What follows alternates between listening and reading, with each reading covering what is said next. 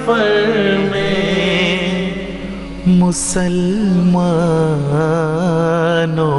کا دین ہم تو رکھتے ہیں مسلمانوں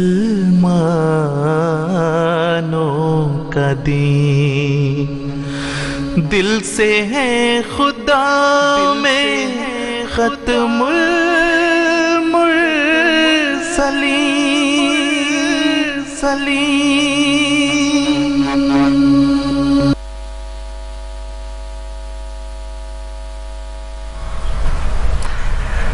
بسم اللہ الرحمن الرحیم. السلام علیکم ورحمۃ اللہ وبرکاتہ. ناظرین، ہم پروگرام راہ خدا جلسہ سالانہ جرمنی اسپیشل کے ساتھ آپ کی خدمت میں اس وقت حاضر ہیں. ہم اس وقت یہاں پہ جرمنی کے 37ویں جلسہ سالانہ کو اٹینڈ کرنے کی غرض سے اور اس میں شامل ہونے کی سعادت حاصل کرنے کی غرض سے جمع ہیں، اور یہاں سے جلسہ سالانہ ہی میں جو MT انٹرنیشنل کا اسٹوڈیو ہوتا ہے، عارضی اسٹوڈیو جو یہاں پہ جلسہ گاہ کے ساتھ بنایا جاتا ہے، وہاں سے ہم اس وقت آپ سے مخاطب ہیں. پروگرام اس وقت آپ جو ہے وہ مقام اور وقت کی تھوڑی سی تبدیلی ہے، یعنی عام طور پہ تو ہم لنڈن اسٹوڈیو سے پیش کیا کرتے ہیں اور شام کو GMT کے مطابق تقریباً 4 بجے پروگرام ہم لے کے آتے ہیں. آج اس میں تبدیلی یہ ہے کہ ہم ایک تو یہاں سے جلسہ سالانہ جرمنی کے اسٹوڈیو سے آپ سے مخاطب ہیں، اور دوسرا وقت کی تھوڑا سا ڈفرینس ہے، لیکن پروگرام لائیو ہے ہمیشہ کی طرح اللہ کے فضل سے. نمبرز بھی ہم نے اپنے ناظرین کی سہولت کے لیے، جس نمبر پہ آپ ہمیں روٹین میں رابطہ ہم سے کیا کرتے ہیں، وہی ہمارے نمبرز ہیں، اور آپ کی اسکرین پہ اس وقت ہم آپ کو دکھا بھی دیتے ہیں اور پروگرام کے دوران بھی آتے رہیں گے. 00442086878010 یعنی کہ لنڈن ہی کا نمبر ہے، وہاں سے آپ کی کال انشاءاللہ تعالی یہاں پر ٹرانسفر ہو جائے گی انشاءاللہ. آج کے پروگرام میں ہم ظاہر ہے کہ جب جلسہ سالانہ جرمنی پہ ہم یہاں پہ ہیں، ہمارے پروگرام کا موضوع جو ہے وہ جلسہ سالانہ ہی سے متعلق ہوگا، لیکن اس میں ایک وضاحت یہ ضروری معلوم ہوتی ہے کہ جلسہ سالانہ چونکہ اپنے اندر اور بذات خود اشاعت اسلام اور اسلام کی تبلیغ کے ایک بہت بڑے ذریعے کے طور پہ حضرت اقدس مسیح موعود علیہ السلام نے اسے قائم فرمایا تھا اور اس کا آغاز فرمایا تھا. تو اس لیے ہمارے آج کے پروگرام کا موضوع جو ہے وہ ظاہر ہے جلسہ سالانہ ہے. اس کے علاوہ جلسہ سالانہ جرمنی ہے، اس کی تاریخ ہے، جماعت احمدیہ کی تاریخ جرمنی میں، پھر جماعت احمدیہ جرمنی کو جو توفیق ملی ہے اشاعت اسلام کے کام کو جرمن قوم تک پہنچانے کے لیے، اور بلکہ جرمن قوم کے ارد گرد بعض ممالک تک پہنچانے کے لیے انشاءاللہ تعالی اس موضوع پہ بھی آج کے پروگرام میں گفتگو ہوگی. اپنے ناظرین سے ہم نے جب یہ درخواست کی ہے کہ پروگرام لائیو ہے اور آپ کانٹیکٹ کر سکتے ہیں، کال کر سکتے ہیں، ہمیں بڑی خوشی ہوگی اپنے ناظرین سے بات کر کے. ایک گزارش لیکن میں اپنے تمام ناظرین کی خدمت میں کرنا چاہتا ہوں کہ MTA جرمنی کی طرف سے جو اس وقت نشریات جلسہ سالانہ کی آ رہی ہیں، اس میں آپ کو ایک نمبر بتایا گیا ہے جس پہ آپ فون کر کے اپنے جذبات اور اپنے تاثرات ریکارڈ کرا سکتے ہیں، اور پھر آپ کی کال کو جو ہے وہ پلے کر دیتے ہیں. تو اس پروگرام کے دوران جب آپ ہم سے رابطہ کریں گے تو محض جذبات اور تاثرات کی بجائے ہم چاہیں گے کہ اگر کوئی موضوع سے متعلق بات ہے، آپ کچھ پوچھنا چاہتے ہیں، اس بات چیت کو، اس موضوع کو آگے بڑھانا چاہتے ہیں، کچھ اس میں اپنا بات شامل کرنا چاہتے ہیں، تو ہم سے رابطہ کریں. تو اس سے پھر یہ ہے کہ ہم گفتگو کو مثبت طریقے سے آگے بڑھا سکیں گے. آج ہمارے پاس مہمانان جو ہیں وہ بھی معمول سے ہٹ کے زیادہ ہیں انشاءاللہ تعالی، اس لیے ہم ابھی سیدھے اپنی گفتگو کی طرف چلتے ہیں، آج کے پروگرام کی طرف چلتے ہیں. ہم ابھی سب سے پہلے پروگرام کے آغاز میں ہم ایک ویڈیو کلپ دیکھیں گے، کیونکہ ظاہر ہے جب ہم بات کر رہے ہیں اشاعت اسلام کے حوالے سے، اور جب ہم کہتے ہیں جلسہ سالانہ تو اٹس آل اباؤٹ اشاعت اسلام، اس کے علاوہ تو اور کچھ ہے نہیں.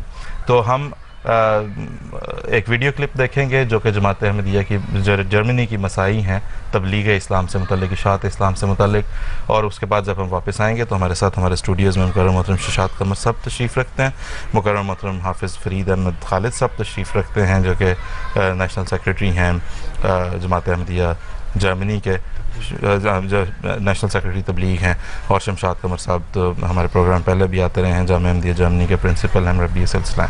تو ابھی ہم چلتے ہیں جماعت احمدیہ جرمنی کی مسائی اشاعت اسلام سے متعلق ایک ویڈیو کلپ ہے، وہ ہم دیکھتے ہیں اور پھر واپس یہاں پہ اسٹوڈیو میں آئیں گے اور گفتگو کو جاری رکھیں گے.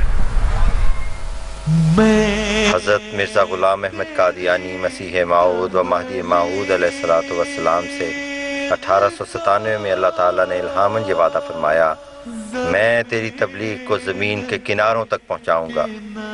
آج 100 سال سے زائد برس بعد وہ آواز جو ہندوستان کی گمنام بستی سے اٹھی تھی 200 سے زائد ممالک میں سنائی دے رہی ہے، اور دن بدن یہ امن و سلامتی کا پیغام تیزی سے پھیلتا چلا جا رہا ہے۔ جرمنی کے احمدیوں سے بھی میں کہتا ہوں کہ آپ کا یہ فرض ہے کہ تبلیغ کے لیے ایک خاص اور معین اور ایک کریش پروگرام بنائیں، کیونکہ جرمن قوم ایسی ہے جس میں دین کا رجحان ہے۔ اس حکم کی بجاوری کی خاطر جماعت احمدیہ جرمنی نے مختلف اقدامات کیے، مثلا متعدد مقامات پر اسلام سے متعلق نہایت معلوماتی نمائشیں دکھائی گئیں، جن میں تقاریر اور سوال و جوابات کے ذریعے جرمنی کی عوام تک احمدیت یعنی حقیقی اسلام کا خوبصورت پیغام پہنچانے کی بھرپور کوشش کی گئی۔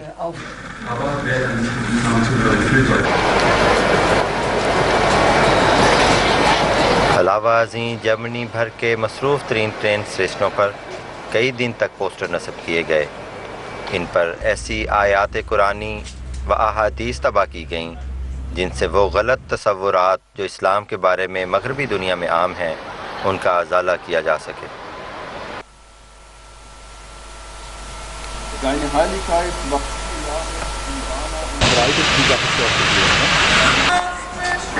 تبلیغ کو ایک اور فعالی جمع پہنانے کے لیے یہ کیا گیا کہ شہروں کی بازاروں میں اسلام احمدیت کا امن و مساوات کا صلح آمیز پیغام بذریعہ لیفلیٹس جرمن قوم کے لوگوں تک پہنچایا گیا۔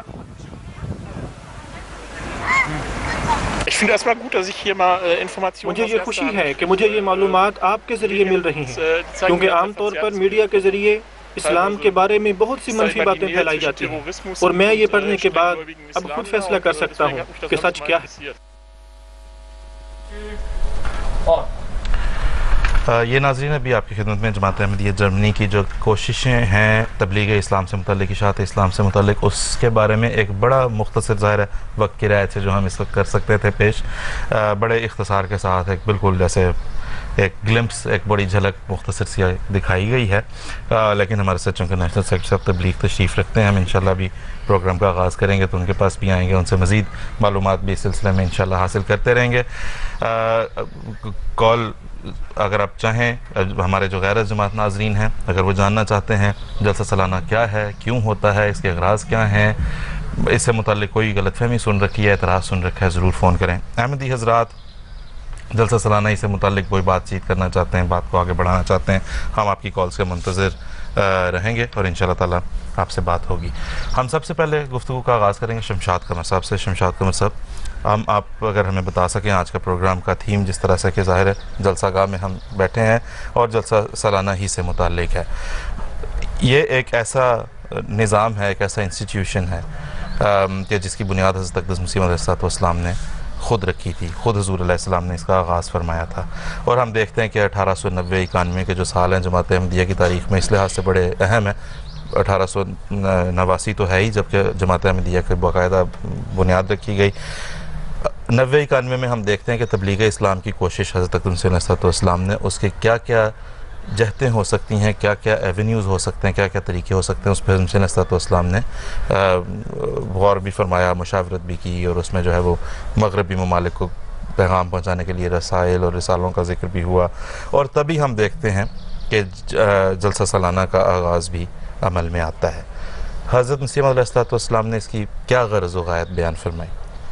بسم اللہ الرحمن الرحیم۔ بہت شکریہ آصف صاحب۔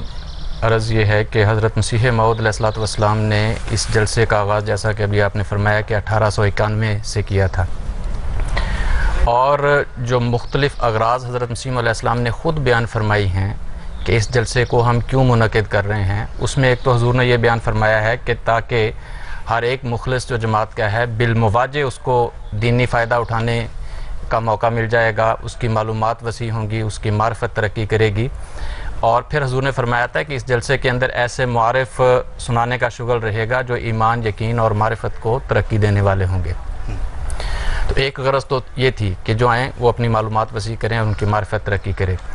دوسرا حضرت مسیح علیہ السلام نے اس کے بارے میں یہ بیان فرمایا ہے کہ تا دنیا کی محبت ٹھنڈی ہو اور خدا اور اس کے رسول کی محبت دل کے اوپر غالب آئے اور ایک ایسی حالت انقطاع انسان کے اندر پیدا ہو جائے جس سے آخرت کا سفر اس کو مکروہ محسوس نہ ہو.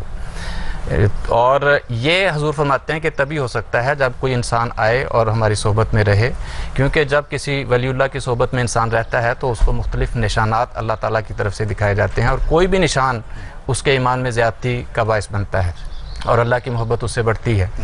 اور ایک غرض حضرت مسیح علیہ السلام نے یہ بیان فرمائی ہے کہ تاکہ آپس میں جو ہمارے بھائی ہیں ان کی میل ملاقات ہوتی رہے، جو نئے دوران سال جماعت میں شامل ہوتے ہیں پرانے دوستوں سے ان کا تعارف ہو جائے اور پرانوں کا نئے دوستوں سے تعارف ہو جائے، تو اس طرح میل ملاپ میں بھی ایک برکت ہوتی ہے، پیار محبت اخوت اور بھائی چارہ قائم ہوتا ہے.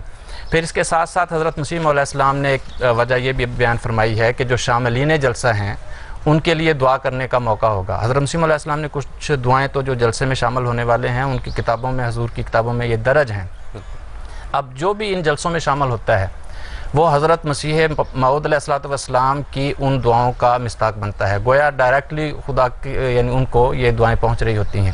اور پھر جو یہاں پہ آتے ہیں وہ ایک دوسرے کے لیے بھی دعا کر رہے ہوتے ہیں، یعنی ایون یہاں تک السلام علیکم تو ہر ایک کہتا ہے، تو جب ایک احمدی دوسرے کو السلام علیکم کہتا ہے تو یہ بھی ایک سلامتی کی دعا ہے. اور کتنے ہزاروں لاکھوں لوگ ہوتے ہیں، پاکستان میں لاکھوں کی تعداد میں تھے، یہاں بھی آپ نے دیکھا ہزاروں کی تعداد میں ہیں، تو جتنے لوگ ہیں اتنے سلامتی کے پیغام وہ دعائیں ہر ایک کو پہنچ رہی ہوتی ہیں.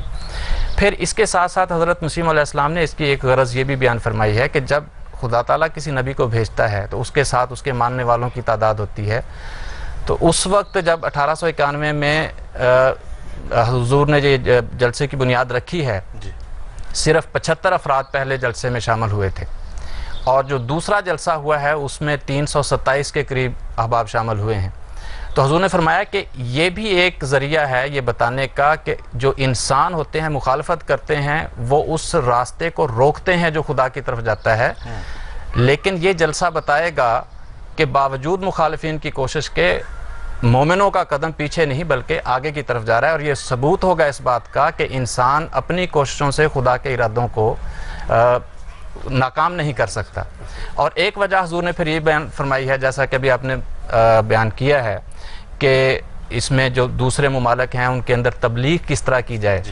ایک تبلیغ کا ذریعہ بھی ہے. تو جب جو دوست جلسے پہ آتے ہیں آپس میں مل کے بیٹھتے ہیں، نئے ممالک میں، یورپ میں، امریکہ میں، دیگر ممالک میں تبلیغ کس طرح کرنی چاہیے، کون سے ذرائع اختیار کرنے چاہیے، کون سے اعتراضات ہوتے ہیں، ان اعتراضات کے ہم کس طرح جواب دیتے ہیں. وہ تقریروں میں بھی بہت ساری چیزیں ایسی ڈسکس ہو جاتی ہیں، پھر میٹنگز ہوتی ہیں ان میں ڈسکس ہوتی ہیں.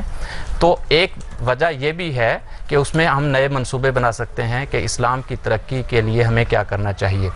اور پھر سب سے بڑی چیز تو یہ ہے کہ حضور فرماتے ہیں کہ یہ دنیا کے میلوں ٹھیلوں کی طرح یہ ہمارا جلسہ نہیں ہے کہ معشغل کے طور پہ یہاں پہ اکٹھے ہوتے ہیں.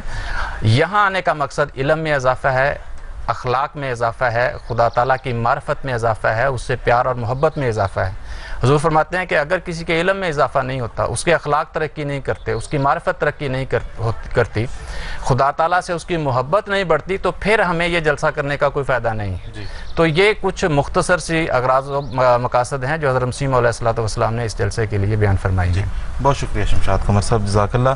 ناظرین، ہم آپ کو یاد دلاتے چلیں، یا ایسے ناظرین جنہوں نے ابھی ہمیں جوائن کیا ہے، ہم جلسہ سالانہ جرمنی کی جلسہ گاہ یعنی کارلسروے جرمنی سے ہم اس وقت آپ کی خدمت میں حاضر ہیں.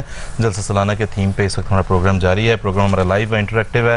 نمبرز آپ کی اسکرین پہ ہیں، آپ جب جی چاہیں، ہماری لائنز اس وقت ایکٹیویٹڈ ہیں. ہم چاہیں گے پروگرام سے متعلق اگر موضوع سے متعلق سوال ہوگا ہم اسٹریٹ آپ کے کویسچن کی طرف جائیں گے.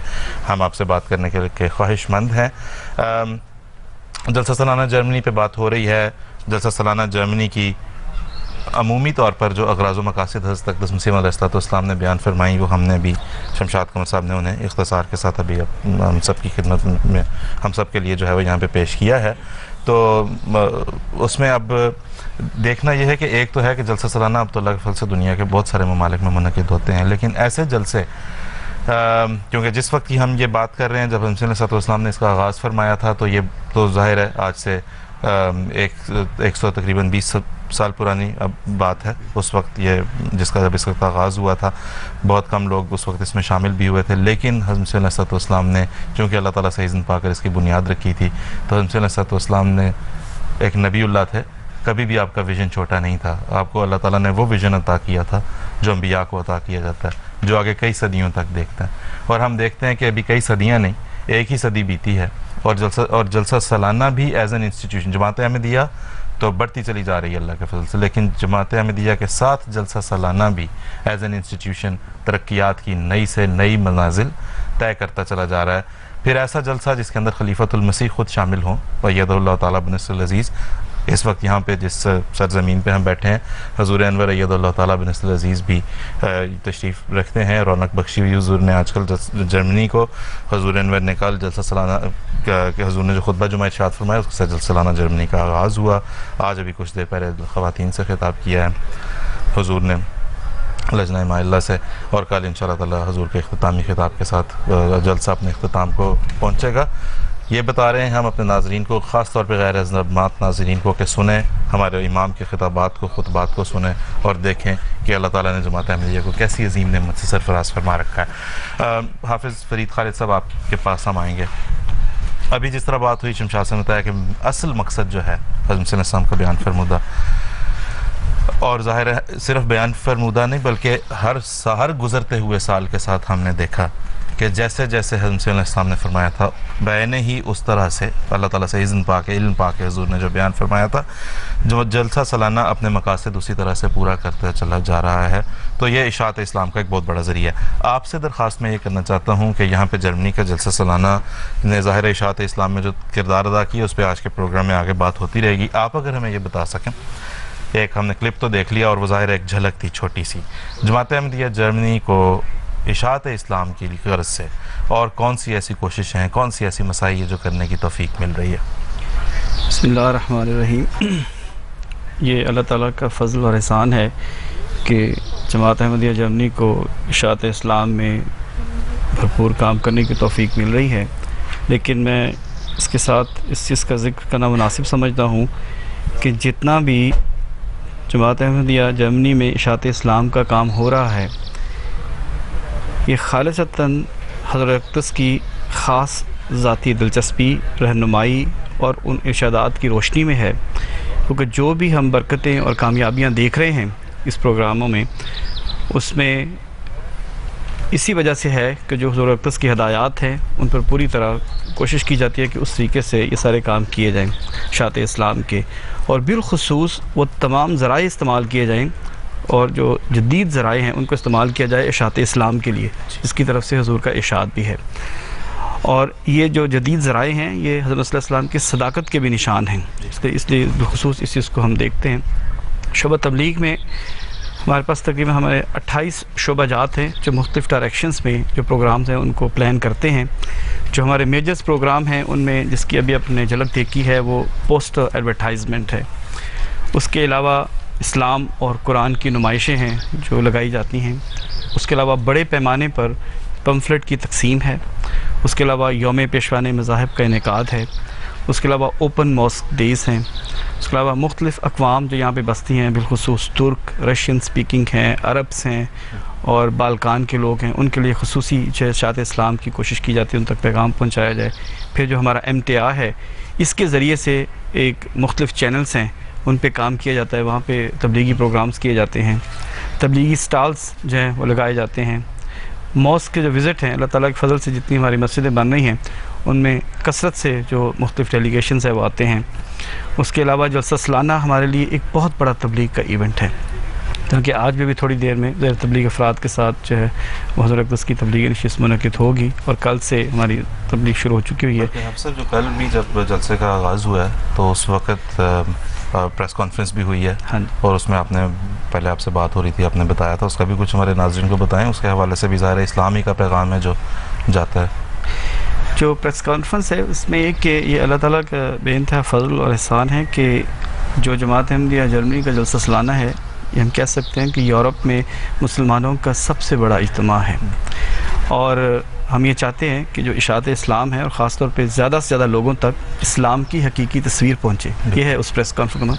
اس میں ہم تمام میڈیا کو دعوت عام دیتے ہیں، آئیں تشریف لائیں اور ان کو بتاتے ہیں کہ یہ ہمارا جلسہ سالانہ ہے، جلسہ سالانہ کے مقاصد کیا ہیں اور جو اسلام کی حقیقی تعلیم ہے کیا ہے. آپ نے وہ ایریا دیکھا ہے جہاں پہ پریس کانفرنس ہوئی ہے، انہوں نے اس نمائش کو دیکھا، جو مختلف چیزیں تھیں اس پہ ان کے سوالات ہوئے اور ان کی دلچسپی اس حد تک تھی. وہ تقریباً 2.5 گھنٹے پریس کانفرنس رہی ہے. انہوں نے اس کے خطاب تک رہے ہیں اور یہ وہ چینلز تھے جو نیشنل چینلز ہیں سب سے بڑے. اور ان کی خواہش تھی کہ ہم اب یہ بھی دیکھنا چاہتے ہیں کہ جو لوگ احمدیت قبول کرتے ہیں ہم وہ بھی دیکھنا چاہتے ہیں وہ کیسے کرتے ہیں. تو اس لحاظ سے ہم کہہ سکتے ہیں کہ اس پورے جلسہ سالانہ کے ذریعے جو اشاعت اسلام ہے، اسلام کا پیغام ہے، اس پریس کانفرنس کے ذریعے ہم جرمنی کے کونے کونے تک انشاءاللہ پہنچے گا. بالکل. جی آپ کچھ کہہ رہے تھے، اس کو جاری رکھیں گے آپ یا ابھی ہم بعد میں آئیں پھر اس طرف؟ اس میں یہ ہے کہ جو ہماری پوسٹر جو جدید ذرائع جس کا میں نے پہلے بھی ذکر کیا ہے کہ یہ اللہ تعالیٰ نے ہمیں ایک خاص ہم کہہ سکتے ہیں ایک معجزہ ہے کہ ان ممالک میں اس طرح کی جو ایڈورٹائزمنٹ ہے ان کو کرنا بظاہر ناممکن ہوتا ہے. اور میں اس چیز کو اس لحاظ سے بھی دیتا ہوں کہ یہ اسلام اور قرآن کی وہ خوبصورت تعلیم ہے وہ کہ ہم نے تو وہاں صرف چند آیات اور چند احادیث وہاں لکھ دی ہیں کہ یہ ہے اصل اسلام کی تعریف. اور ان کو جو بڑے بڑے پوسٹرز ہیں اللہ تعالیٰ کے فضل سے ہمیں وہاں سے جگہ بھی وہ ملتی ہیں جہاں پہ لازماً جو دوست وہاں سے گزرتے ہیں ان کی نظر پڑتی ہے اور فوری طور پہ چند سیکنڈز میں ان کو پیغام مل جاتا ہے کہ اسلام میں کوئی جبر نہیں، اسلام میں عورت کا یہ مقام ہے. کیونکہ میڈیا کی طرف سے جو پکچرز پیش کی جا رہی ہے، جرمن قوم کی بہرحال یہ خوبی ہے کہ وہ تجسس رکھتے ہیں اور یہ چیز ہم بار بار دیکھ رہے ہیں کہ جب انہیں بار بار ایک کمپین چل رہی ہے، اسلام کی مختلف تصویریں پیش کی جا رہی ہیں، وہ اس لحاظ سے پیاسے تھے، وہ جانتے کوئی تو اٹھے کوئی بات تو کرے کہ حقیقت ہے کیا. یہ فیڈ بیک ہے جو ہمیں مل رہا ہے. جب وہ ان احادیث کو دیکھتے ہیں، اس کو پسند کرتے ہیں، اس لحاظ سے ہمیں اس کی فیڈ بیک بھی دیتے ہیں اور یہ ساتھ ساتھ کہتے ہیں کہ اس چیز کی یہ وقت کی ضرورت تھی کیونکہ جو ایک طرف ایک منفی پکچر پیش کی جا رہی ہے دوسرے کہ ہم اس کو بان آف پہ لگاتے ہیں. پھر یہ کہ جو انڈر گراؤنڈ اسٹیشنس ہیں اس کے اندر جب آپ سوار ہوتے ہیں وہاں پہ پوسٹرز لگتے ہیں.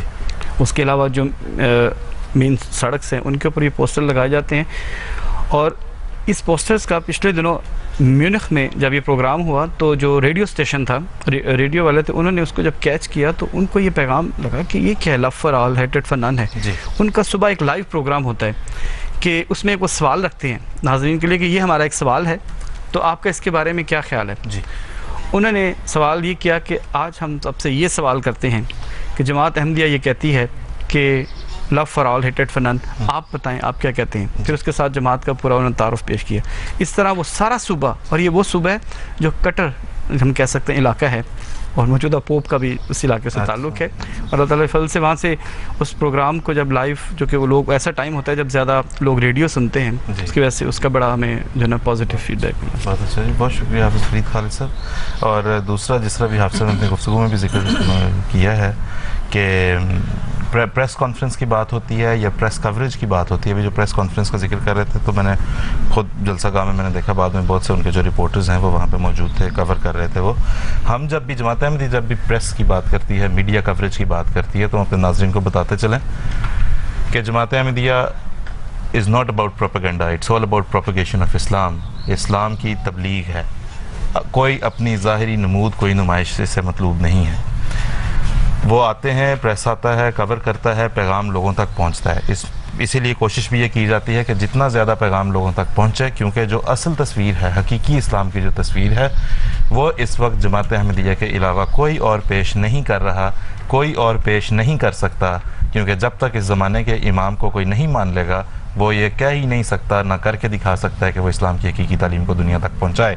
یہ حصہ، یہ فخر، یہ خدمت، یہ اعزاز محض اللہ کے فضل سے مسیح پاک علیہ الصلوۃ والسلام کی جماعت کو، مسیح پاک علیہ الصلوۃ والسلام کے خلیفہ کی قیادت ہی میں نصیب ہو رہا ہے، نصیب ہوگا، نصیب ہوتا چلا جائے گا انشاءاللہ تعالی.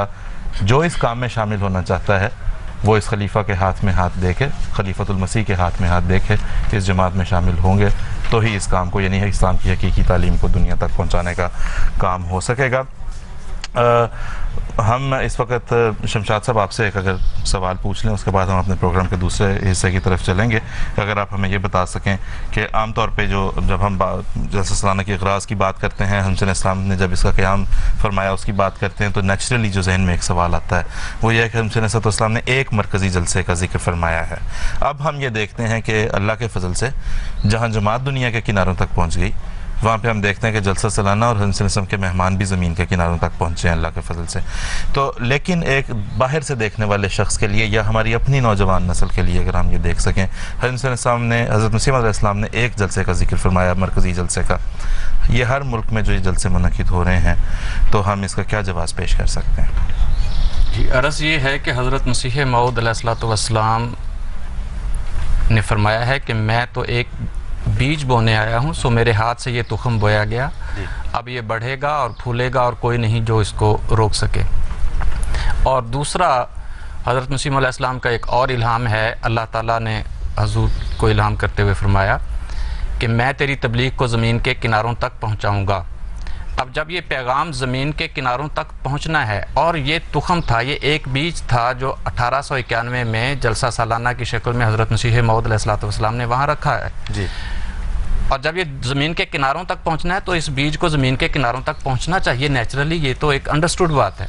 دوسرا حضرت مسیح علیہ السلام نے خود یہ بیان فرمایا ہے، حضور کی تحریر ہے کہ ما سوائے اس کے جلسے میں یہ بھی ضروریات میں سے ہے کہ یورپ اور امریکہ کی دینی ہمدردی کے لیے تدابیر حسنہ پیش کی جائیں. جیسے کہ میں نے پہلے بھی اغراض میں ذکر کیا ہے کہ یورپ اور امریکہ سے مراد صرف یورپ اور امریکہ نہیں بلکہ پوری دنیا اس سے مراد ہے. بالکل ایسا ہی. جب پوری دنیا کے لیے ہم نے تدابیر کرنی ہے تو جس ملک میں بھی اسلام اور احمدیت پہنچے گا وہاں یہ جلسے پورے منعقد کرنے ہوں گے، کیونکہ وہ تمام اغراض و مقاصد جو جلسے کے ساتھ وابستہ ہیں وہ ہر اس ملک کے لیے ہیں جہاں یہ پیغام پہنچتا ہے. جی. بلکہ بعض لوگوں نے حضرت مسیح علیہ السلام کو، ایک انگریز نے چٹھی لکھی کہ آپ تمام جانداروں پر رحم کرتے ہیں، ہم بھی اس رحم کے مستحق ہیں، ہمیں کیوں آپ اسلام کی تعلیم سے محروم رکھتے ہیں؟ تو ہمارا بھی حق ہے کہ ہمیں بھی یہ تعلیم پہنچائی جائے. تو اس لیے یہ ضروری ہے کہ ہر وہ ملک جہاں اسلام کا پیغام نہیں پہنچا وہاں ہم نہ صرف یہ کہ اسلام کا پیغام پہنچائیں بلکہ اس کے لیے جو بھی انتظام مرکزی سطح پہ ہے وہ وہاں بھی کیا جائے. جی. اور ایک اور ارشاد حضرت مسیح موعود علیہ السلام نے جلسے کی اغراض کے سلسلے میں بیان فرمایا تھا. وہ حضور فرماتے ہیں کہ اس جلسے کو معمولی انسانی جلسوں کی طرح خیال نہ کریں، یہ وہ امر ہے جس کی خالص تائید حق اور اعلاء کلمہ اسلام پر بنیاد ہے. جی. اس سلسلے کی بنیادی اینٹ خدا نے اپنے ہاتھ سے رکھی ہے اور اس کے لیے قومیں تیار کی ہیں اور جو ان قریب اس میں آ ملیں گی، کیونکہ یہ اس قادر کا فعل ہے جس کے آگے کوئی بات انہونی نہیں. یہ ایک پیش گوئی ہے کہ ان قریب وہ قومیں جو اللہ نے تیار کی ہیں وہ اس سلسلے میں شامل ہوتی جائیں گی، اور یہ خدا کا کام ہے، یہ ہو کے رہے گا. جب اللہ ایک وعدہ کرتا ہے تو انبیاء کی تاریخ ہے کہ اس کے ماننے والے جب اس کے لیے کوشش کرتے ہیں تو وہ اللہ کا وعدہ جلد پورا ہو جاتا ہے. لیکن اگر اس نبی کے پیروکار کوشش نہیں کرتے، وعدہ تو پورا ہوتا ہے لیکن اس میں کچھ ڈیلے ہو جایا کرتی ہے. مثال کے طور پر حضرت موسیٰ علیہ السلام سے فتح کا وعدہ تھا، حضور صلی اللہ علیہ وسلم کے ساتھ بھی فتح کا وعدہ تھا. لیکن حضرت موسیٰ علیہ السلام نے جب اپنے ماننے والوں کو کہا کہ خدا تعالیٰ یہ ارشاد فرما رہا ہے کہ فتح ملے گی لیکن آؤ اس رستے میں جہاد کرنا پڑے گا، تو انہوں نے انکار کیا کہ ہم نہیں لڑ سکتے. تو نتیجہ کیا ہوا کہ وہ وعدہ پورا تو ہوا لیکن 40 سال ڈیلے ہو گیا. جبکہ حضور صلی اللہ علیہ وسلم کے ماننے والوں نے جب حضور نے اس بات کا اظہار فرمایا کہ ہمیں اس راستے میں جہاد کرنا پڑے گا تو انہوں نے عرض کی کہ یا رسول اللہ ہم آپ کے آگے بھی لڑیں گے، دائیں بھی پیچھے بھی لڑیں گے، دائیں بھی لڑیں گے، بائیں بھی لڑیں گے، اور وہ وعدہ اللہ تعالیٰ نے پورا فرمایا. تو جب حضور کا یہ ارشاد ہے کہ قومیں تیار کی ہیں اللہ نے تو اس کے لیے ہمیں کوشش کرنی ہوگی. تو یہ کوشش صرف ایک مرکزی جلسے سے پوری نہیں ہوتی، بالکل، اور پھر ہمیں ہر ملک میں کرنا پڑے گا. اور شمشاد سے یہ بھی ہے نا کہ دیکھیں جہاں اب تو اللہ کے فضل سے جماعت احمدیہ کے امام خلیفۃ المسیح جو کہ حضرت اقدس مسیح موعود علیہ السلام کے جانشین ہیں، وہ اللہ کے فضل سے جس ملک میں تشریف لے جاتے ہیں اس جلسے کو مرکزی حیثیت حاصل ہو جاتی ہے. تو آپ جماعت احمدیہ کی مرکزیت کو قید تو کر ہی نہیں سکتے، بلکہ جن لوگوں نے ہمارے مخالفین کی جو بکھلاہٹ ہے وہ بھی دیکھیں کہ کبھی وہ قید کرنے کی کوشش کرتے ہیں تو بھی جماعت احمدیہ پھیلتی ہے، کبھی وہ نکالتے ہیں گھر سے، کبھی ہجرت درپیش ہوتی ہے، تو اس سے بھی اللہ کے فضل سے جو زمین کے کناروں تک پہنچنے کا وعدہ ہے وہی بالآخر جو ہے وہ پورا ہوتا ہوا ہمیں نظر آتا ہے. تو یہ مرکزیت تو کبھی قید ہو ہی نہیں سکتی اللہ تعالیٰ سے. جہاں خلیفۃ المسیح ہے وہیں مرکزیت ہے. اس وقت جب ہم بات کر رہے ہیں اس وقت جرمنی کی سرزمین پہ حضرت اقدس خلیفۃ المسیح ایدہ اللہ تعالیٰ بن نصر العزیز تشریف فرمائے. جی شمشاد صاحب. جی آپ نے ترقی کی ابھی بات کی ہے. جی تو حضرت مسیح موعود علیہ الصلوۃ والسلام نے بھی یہی ایک غرض بیان فرمائی ہے کہ اس وقت جب 1891 میں بنیاد رکھی تھی تو 75 افراد شامل ہوئے تھے. اس بعد مولوی محمد حسین بٹالوی نے ایک فتویٰ تیار کرایا, مختلف مولویوں سے اس کے اوپر دستخط کروائے. پھر جو جلسے پہ اگلے سال لوگ آتے تھے وہ جا کے ان کو سمجھانے کی کوشش کرتے تھے. تو یہ ساری کوششیں کرنے کے باوجود نتیجہ کیا نکلا کہ اس سے کہیں زیادہ تعداد میں لوگ شامل ہوئے. اب یہ ایک ترقی کو ماپنے کا ذریعہ بھی ہے کہ ہمیں خود یہ احساس ہو جاتا ہے کہ پچھلے سال کتنے دوست ہمارے جلسے پہ آئے تھے, اس سال کتنے. جب مرکزی جلسہ ایک ہوگا تو وہاں مرکزی طور پر تو تعداد کا اندازہ ہو جاتا ہے کہ جی اس سال ٹوٹل تعداد اتنی ہے. ہر ملک کی الگ الگ تعداد کا اندازہ وہاں پہ نہیں ہوتا. اس کے لیے جب ہر ملک میں علیحدہ جلسے کریں گے تو ہمیں اپنی ترقی کی رفتار ہر ملک میں جانچنے کا موقع مل جاتا ہے. بالکل اس لحاظ سے بھی ضروری ہے. پھر ایک یہ بھی ضروری کہ جب مرکزی جلسہ ہوتا ہے وہاں لوگ اگرچہ پوری دنیا سے جاتے ہیں لیکن سارے نہیں جا سکتے. کئیوں کے مسائل ہوتے ہیں, کسی کے پاس پورے وسائل نہیں ہیں, کسی کو ویزا نہیں مل رہا, کسی کی صحت ٹھیک نہیں ہے. لیکن جب ہر ملک میں جلسہ ہوتا ہے اور حضرت خلیفۃ المسیح بنفس نفیس تشریف لے کے جاتے ہیں, اگر ہر سال نہیں, جرمنی کو تو الحمدللہ یہ خوش قسمتی حاصل ہے کہ ہر سال حضور تشریف لاتے ہیں, لیکن دوسرے بعض ممالک ہیں اگر ہر سال نہیں تو 2 سال کے بعد 3 سال کے بعد کہیں نہ کہیں موقع مل جاتا ہے. تو وہاں جن لوگوں کو انفرادی ملاقات کا موقع نہیں ملتا, وہ کونوا مع الصادقین جو اللہ تعالیٰ کا ارشاد ہے اس کو پورا کرنے کا موقع نہیں ملتا.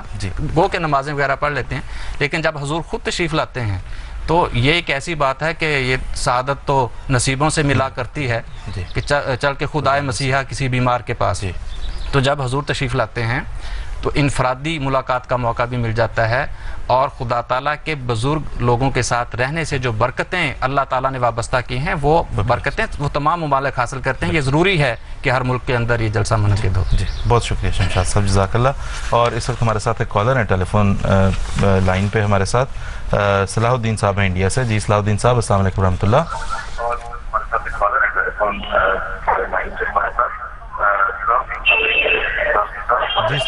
جی صلاح الدین صاحب السلام علیکم.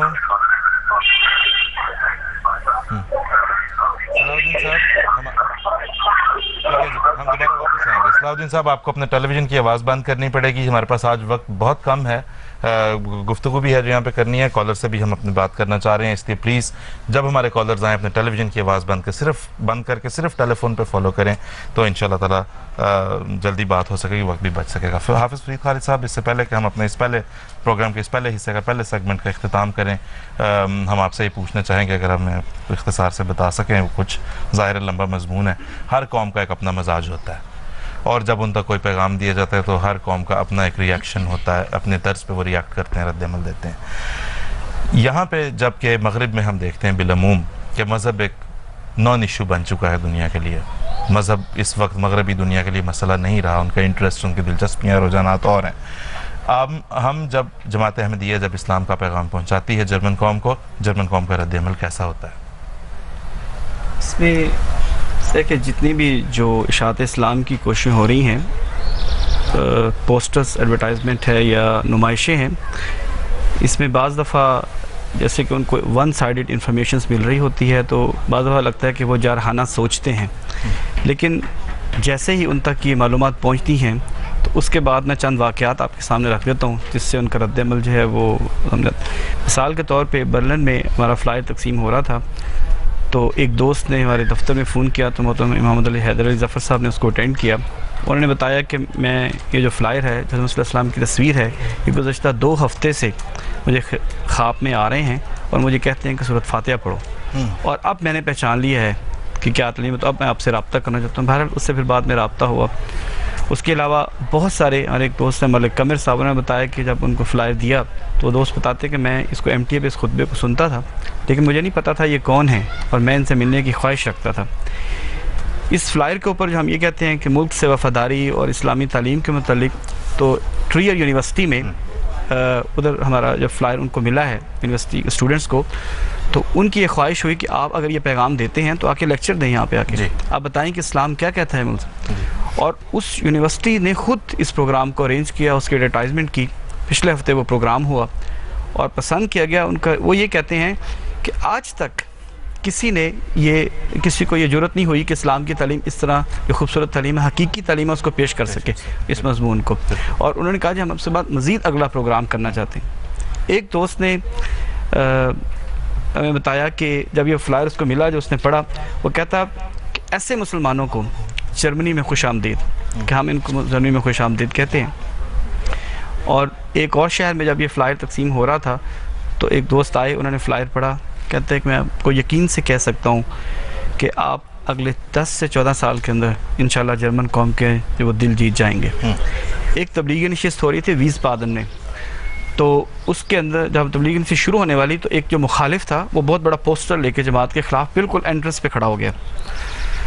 تو میں وہاں پہ گیا، اشرف صاحب ہمارے مربی صاحب وہ بھی ساتھ تھے. تو میں نے پوچھا یہ کیا ہے؟ وہ کہتے ہیں کہ یہ اس لیے آیا کہ یہاں پہ جو بھی مہمان آئے، جس سے محمد حسن ڈالوی صاحب تھے روکتے تھے، تو یہ مہمانوں کو روکے گا، بتائے گا کہ یہ ٹھیک نہیں.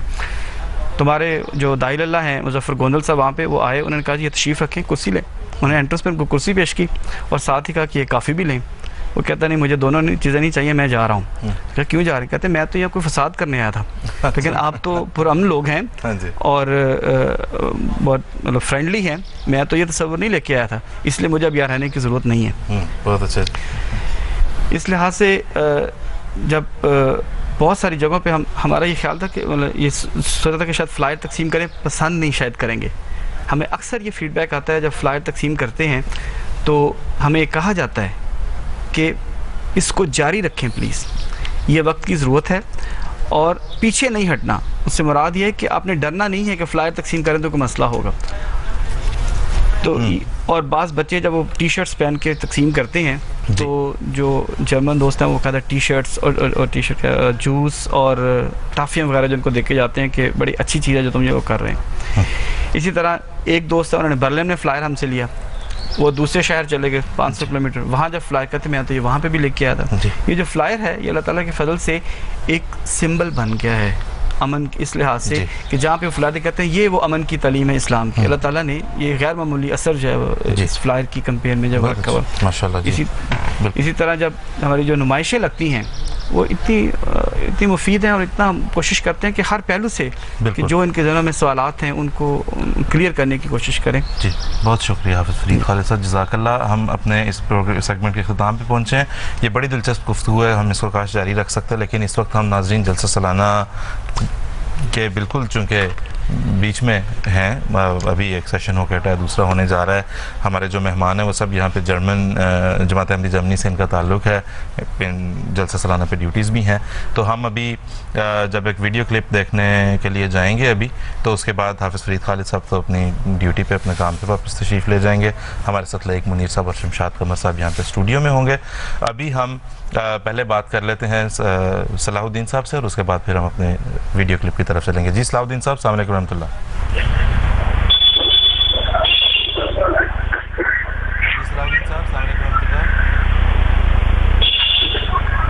ہیلو. جی السلام علیکم. ہیلو. اچھا جی، ہمیں اس وقت اب ہم اپنے ویڈیو کلپ کی طرف چلیں گے. اپنے کالر سے درخواست کریں گے اور بھی باقی جو لائن پہ ہیں پلیز اس بات کا ذرا دیکھ لیں، ٹیلی فون پہ صرف فالو کریں.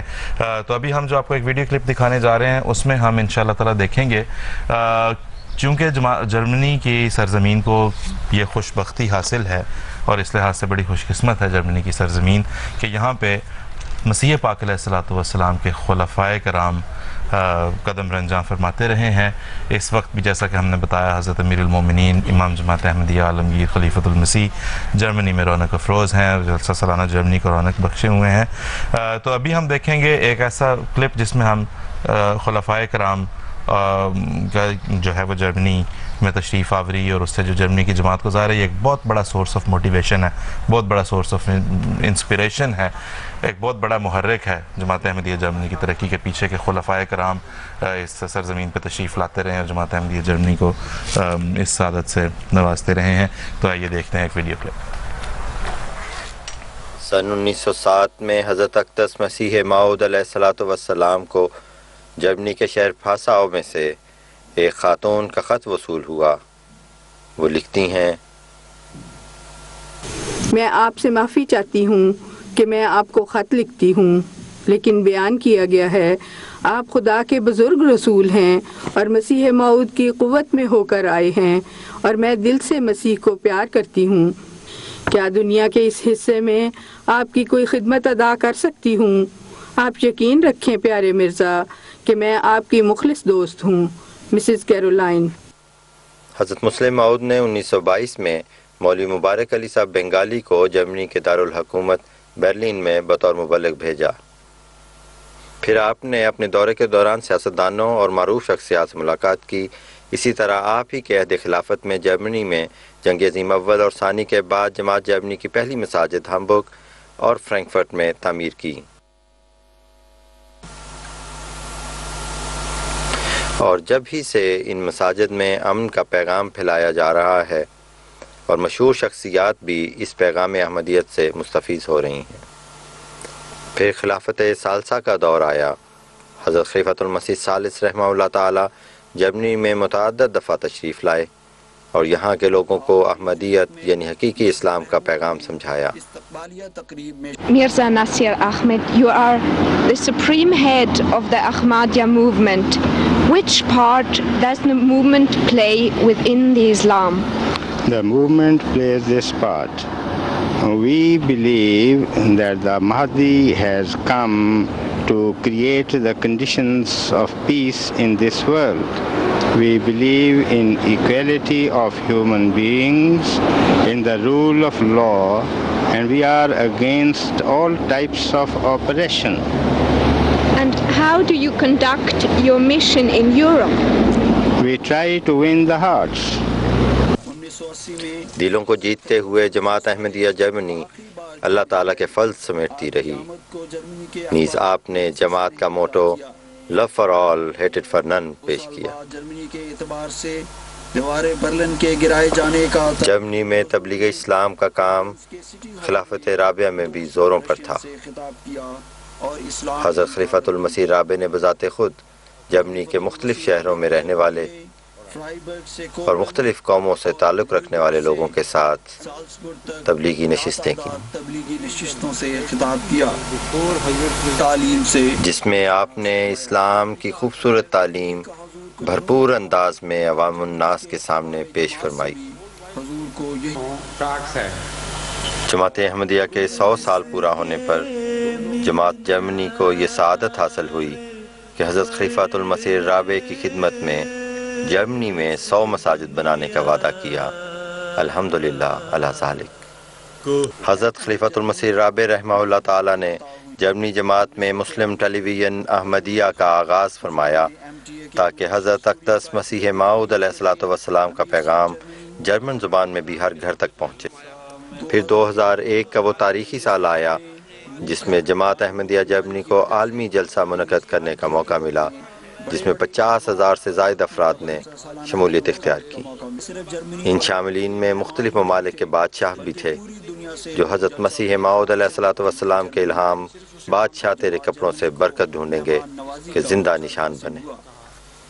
محبت اور پیار خلافت خامسہ کے مبارک دور میں MTA اپنی ترقیات کی نئی شاہراہوں پر گامزن ہے۔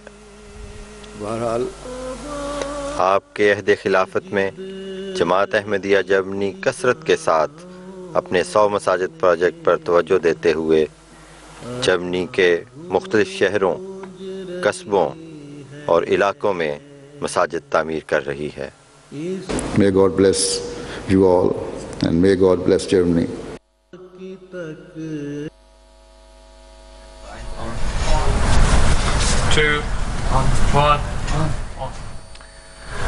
یہ ناظرین ہم نے ایک مختصر جائزہ ظاہر ہے، کئی سالوں کی کئی دہائیوں کی تاریخ ہے جس کو ہم نے بڑے اختصار کے ساتھ یہاں پہ دیکھا ہے، لیکن ہمارے ساتھ اس وقت لائق احمد منیر صاحب تشریف رکھتے ہیں۔ 1970 کی دہائی سے تقریباً لائق صاحب آپ یہاں پہ ہیں، جرمنی میں اللہ کے فضل سے خدمت کی توفیق پا رہے ہیں۔ سب سے پہلے تو پروگرام میں خوش آمدید، اور ہم اس سے پہلے کہ آپ سے بات کریں ہمارے ساتھ ایک کالر ہیں کوریا سے، ان سے بات کر لیتے ہیں۔ جی السلام علیکم ورحمۃ اللہ۔ السلام علیکم ورحمۃ اللہ۔ جی السلام علیکم ورحمۃ اللہ۔ اچھا جی دوبارہ ٹرائی کریں گے، اتنی دیر میں ہم دیکھتے ہیں۔ ایک اور کالر ہیں ہمارے ساتھ شبانہ کوثر صاحبہ، ان سے بات کرتے ہیں۔ جی شبانہ کوثر صاحبہ السلام علیکم۔ السلام علیکم ورحمۃ اللہ. اچھا جی ہم اب جی والی جی السلام علیکم جناب. آپ کون صاحب بات کریں؟ کوریا سے ہیں ہمارے ساتھ آپ. السلام علیکم. رانا ناصر صاحب. جی رانا ناصر صاحب فرمائیے. اچھا جی مجھے لگتا ہے کہ یہاں پہ کوئی ٹیکنیکل. السلام علیکم ورحمۃ اللہ وبرکاتہ. جی وعلیکم السلام. جی جناب. جی میں جلسہ سالانہ کے حوالے سے ایک سوال کرنا چاہتا ہوں. جی فرمائیے. جی فرمائیے جناب. جی میرے ایک زیارت دوست ہیں، وہ مجھ سے جو مسلسل سوال کرتے رہتے ہیں جلسہ سالانہ کے حوالے سے. جی السلام علیکم. جی وعلیکم السلام. رانا صاحب آپ جلدی سوال پوچھ لیں، آپ کی آواز آ رہی ہے ہمیں، پلیز جلدی سے پوچھیے گا.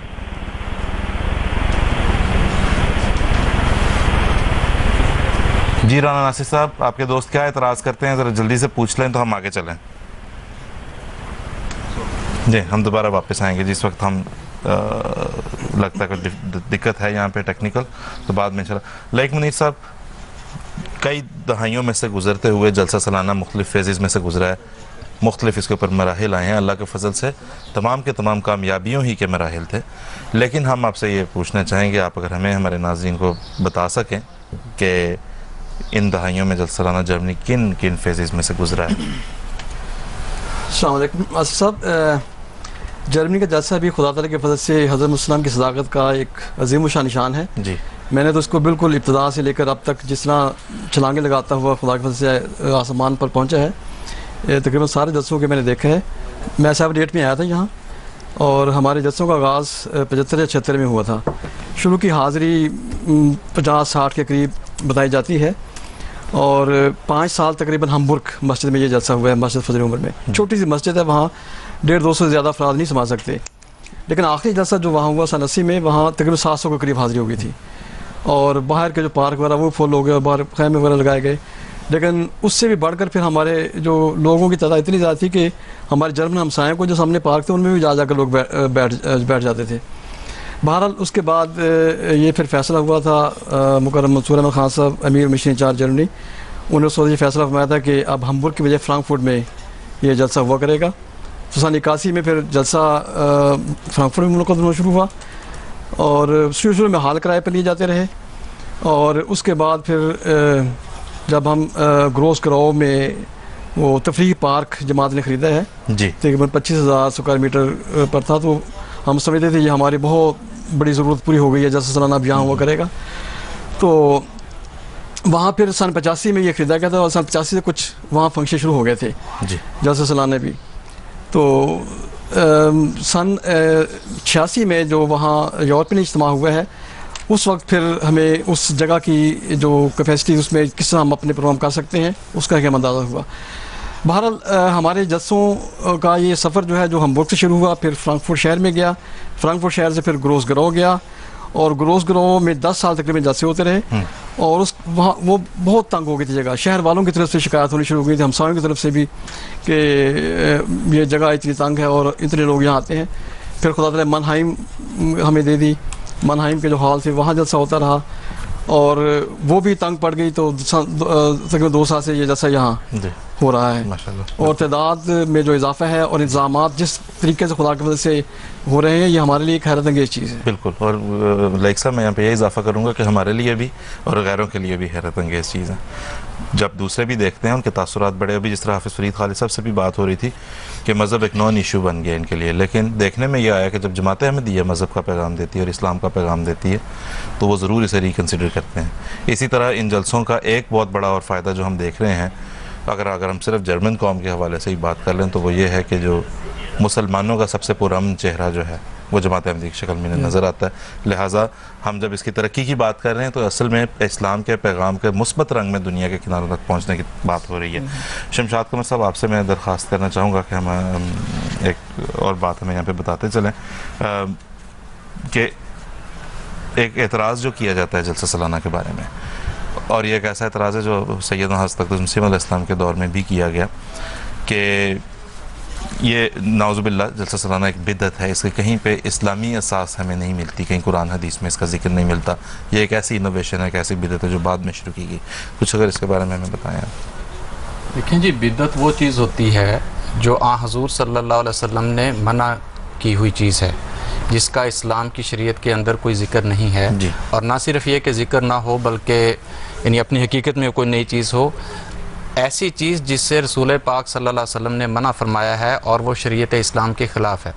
لیکن اگر کوئی ایسی چیز ہے جس کی بنیاد شریعت کے اندر ہے تو محض اس کی جدت کی بنا پر اس کو بدعت قرار نہیں دیا جا سکتا. اگر اس کی جدت کی بنا پر ہم اس کو بدعت قرار دے دیں گے تو بہت ساری چیزیں ایسی ہیں جو حضور صلی اللہ علیہ وسلم کے دور میں نہیں تھیں اور آج وہ موجود ہیں. تو کیا ہر چیز کو آپ بدعت قرار دیں گے اور اس طرح کریں گے تو دنیا میں اسلام سروائیو نہیں کر سکتا، مسلمان سروائیو نہیں کر سکتے. مثال کے طور پر حضور صلی اللہ علیہ وسلم کے دور میں اگر دیکھیں تو علوم کے لحاظ سے بھی دیکھا جائے تو قرآن کریم کی خدمت کے لیے حضور صلی اللہ علیہ وسلم کے بعد بہت سے علوم ہیں جنہوں نے ترقی کی ہے. صرف کا علم ہے، نحو کا علم ہے، علم کلام ہے، اور قرآن کریم کو سمجھنے کے لیے بعد میں زیریں زبریں ڈالی گئیں، نقطے ڈالے گئے. یہ رسول پاک صلی اللہ علیہ وسلم کے دور میں تو یہ چیزیں نہیں ہوتی تھیں. بالکل ایسے ہی. لیکن یہ چونکہ یہ اسلام کو بچانے کے لیے ہے، اسلام کی خدمت کے لیے، اس لیے ان کو ہم بدعت قرار نہیں دیتے.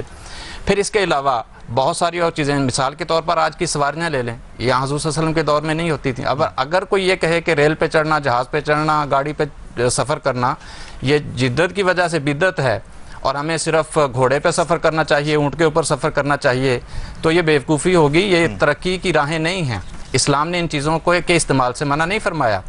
اور پھر اسی طرح سامان حرب ہے.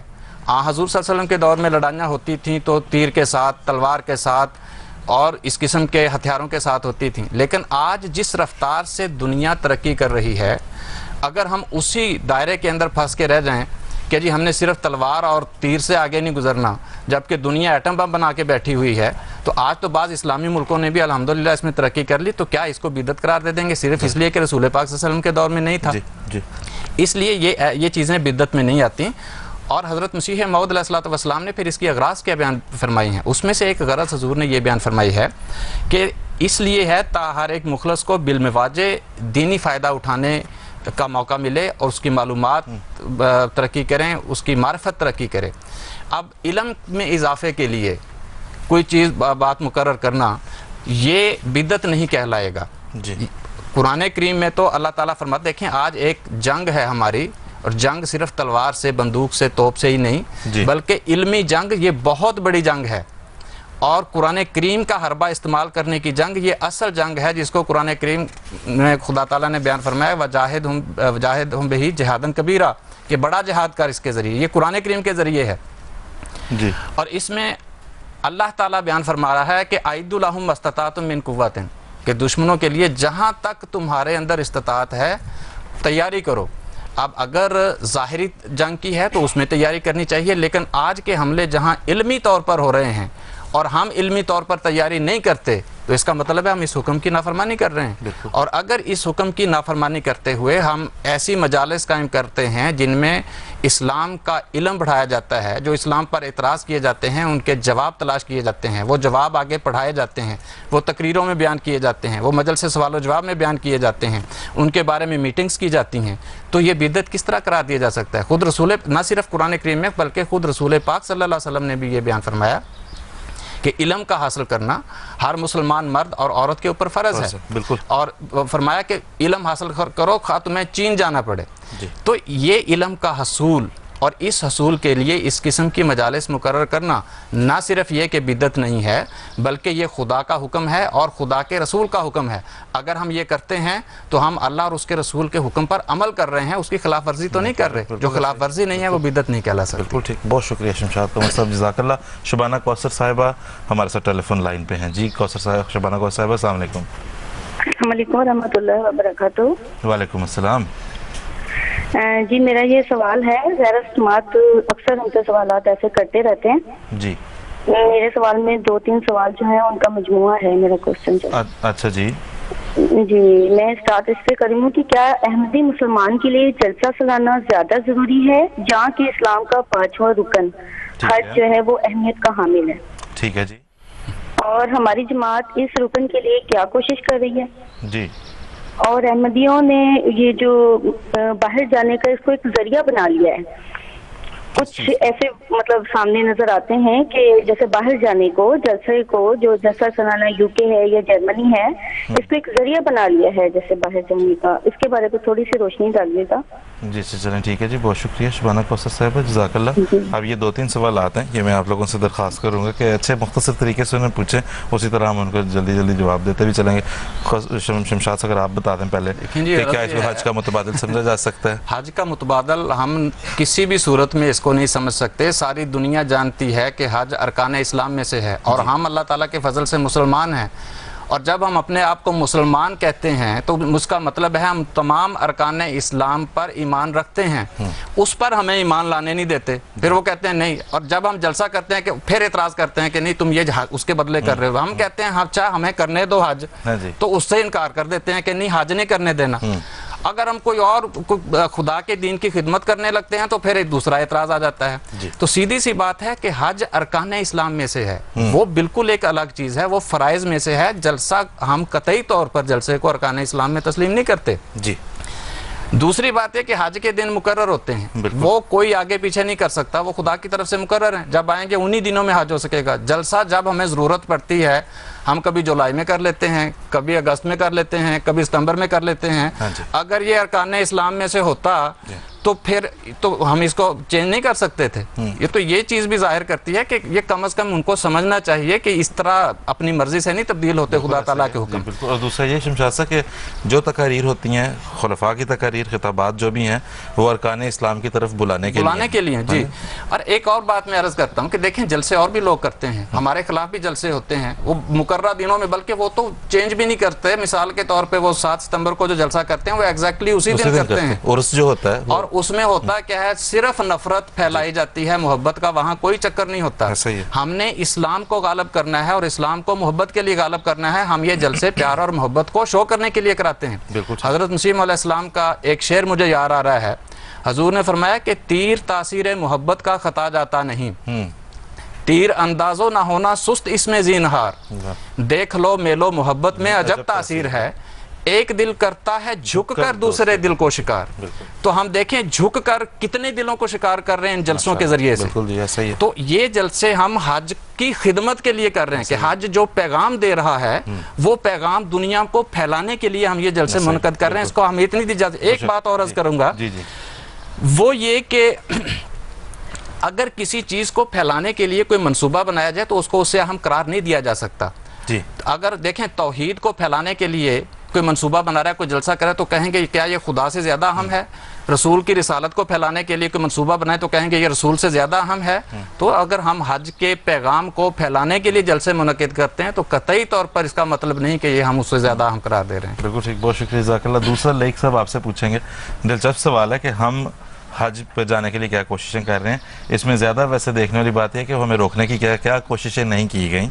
تو یہ بڑا ایسے اس لحاظ سے کہ کسی پہ پابندی لگا کے پھر اس کو کہتے ہیں کہ تم کر کیا رہے ہو اس کے لیے, لیکن آپ کچھ اس پہ مختصراً اگر کچھ.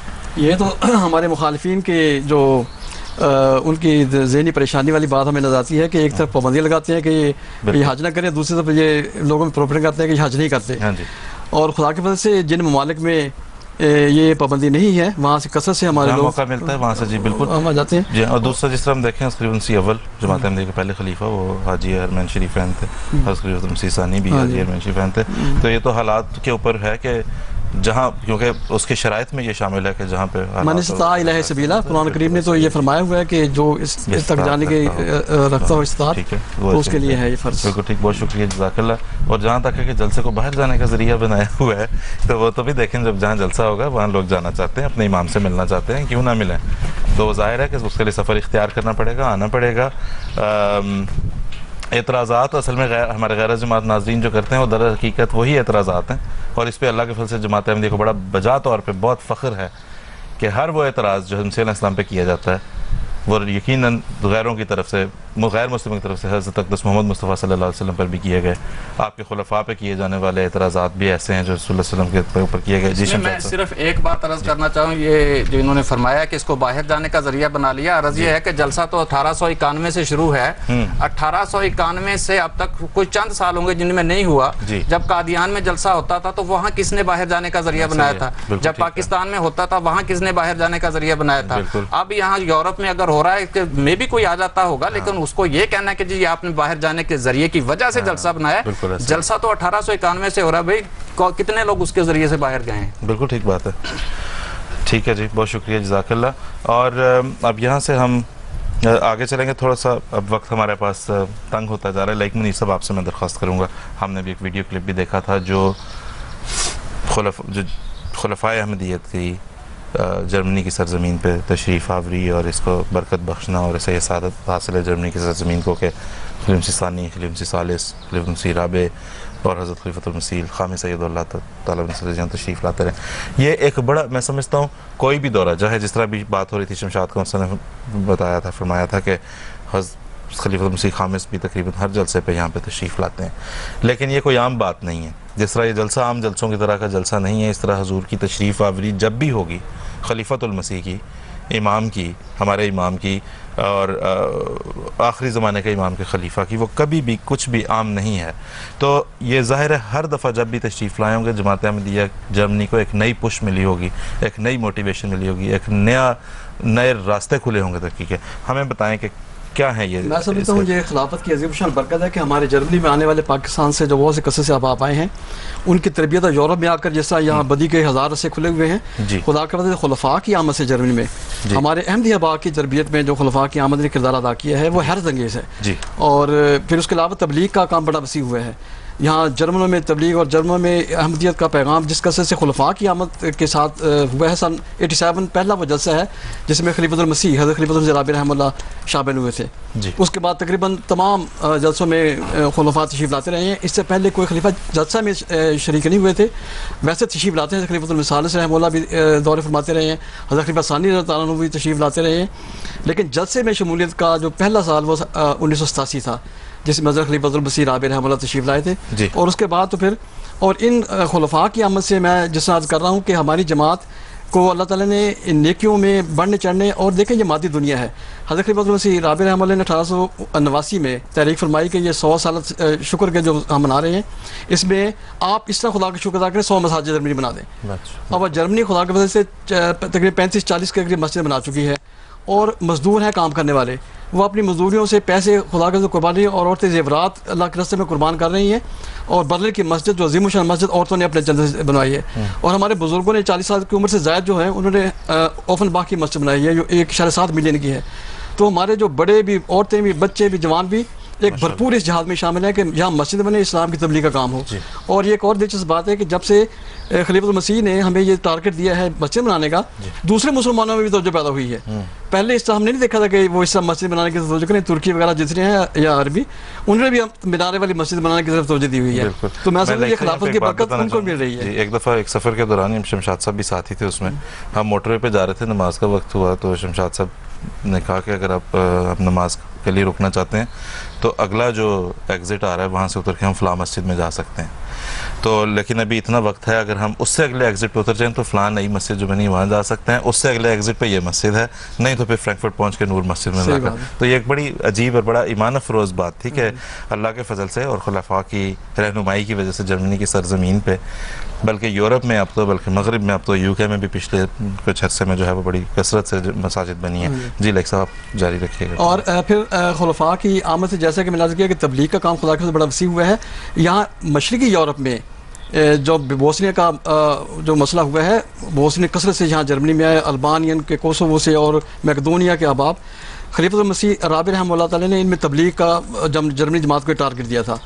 اور جرمنی کی جماعت کے سادہ سے ہمارے احمدی احباب نے جو دنیا داری کی مصروفیات میں بھی تھے اور بیچارے آئے تھے اپنے روزگار کمانے بھی, ان کا ایک کام تھا, لیکن انہوں نے خدا کے مسیح کی آواز پر, خلیفہ کی آواز پر لبیک کہتے ہوئے تبلیغ کے کام میں بھرپور طور اپنے اوقات قربان کرنے شروع کیے ہیں. اور یہاں ہزارہا کی تعداد میں بیعتیں ہوئی ہیں.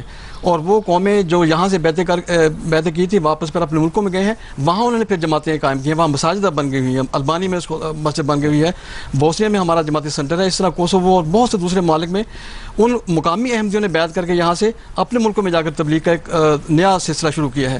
سو یہ میں سمجھتا خلافت کی عظیم الشان برکت اور اس جلسے کی برکت ہے جو پورے یورپ میں خدا کے فضل سے پھیل رہی ہے. بہت شکریہ لنگنی صاحب اور شمشاد قمر صاحب، جزاک اللہ.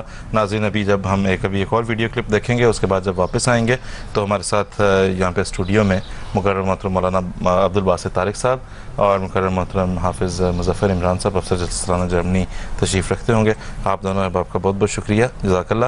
تو ناظرین اب ہم جو ایک ویڈیو کلپ دیکھنے کے لیے جا رہے ہیں، اس میں ہم جلسہ جرمنی کا ایک چھوٹے سے کلپ کے اندر ظاہر ہے ایک اندازہ ہی ہم کر سکیں گے، لیکن جلسہ جرمنی کی تاریخ پر ایک مختصر سا ویڈیو کلپ ہم اس وقت آپ کی خدمت میں پیش کر رہے ہیں، اور پھر اس کے بعد ہم آئیں گے پروگرام کے آخری سیگمنٹ کی طرف. ویڈیو کلپ پہ ملاحظہ فرمائیے. حضرت مسیح موعود علیہ السلام کو اسلام کی نشاط ثانیہ کے لیے قادیان کی گمنام بستی میں مبعوث فرمایا، جسے کوئی نہ جانتا تھا. بعثت کے بعد آپ نے دنیا کو احمدیت یعنی حقیقی اسلام کی طرف بلایا، اور اللہ نے آپ کو بتایا کہ میں تیری تبلیغ کو زمین کے کناروں تک پہنچاؤں گا، اور لوگ تیرے پاس ہر دور دراز کے راستے سے ہوتے ہوئے آئیں گے. ان کی مہمان نوازی کے لیے خدا نے آپ کو الہاماً بتایا کہ وسع مکانک یعنی اپنے مکان کو وسیع کر.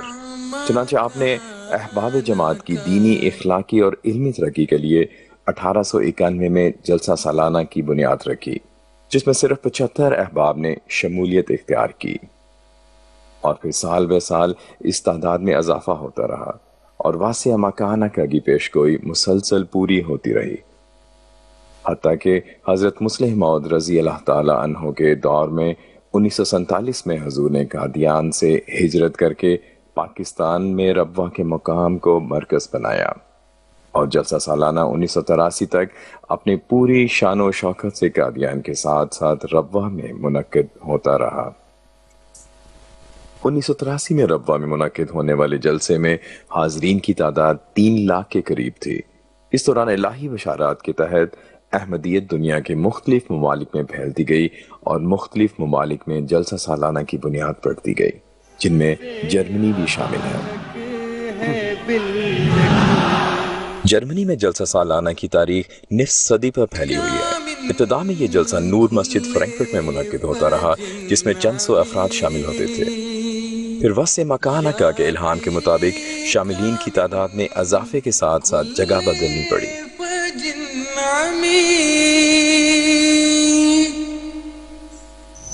ماشاءاللہ اللہ کے فضل کے ساتھ یہ حال تقریباً بھر چکا ہے.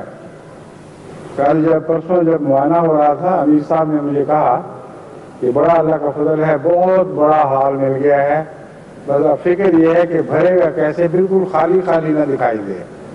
اب آپ دیکھ لیں اس ایک کونے کے سوا جس کو عمدن انہوں نے شامل نہیں کیا، سارا حال کناروں تک بھرا پڑا ہے. اللہ اسی طرح آپ کو برکت پر برکت دے، اور ہر بڑا حال جو آپ کو ملے وہ چھوٹا ہو جائے. مکانک ہے بالیقین. پھر ہزاروں افراد کی شمولیت کی وجہ سے یہ جگہ بھی تنگ پڑ گئی، تو پھر بالآخر 2011 میں کھالس ہوئے کے بہت بڑے میسے کے لینے میں منتقل ہو گیا، جہاں عظیم جماعتی روایات کے مطابق یہ جلسہ اس سال بھی منعقد ہو رہا ہے، اور واسع مکانک کے الہام کے پورا ہونے کا منہ بولتا ثبوت ہے.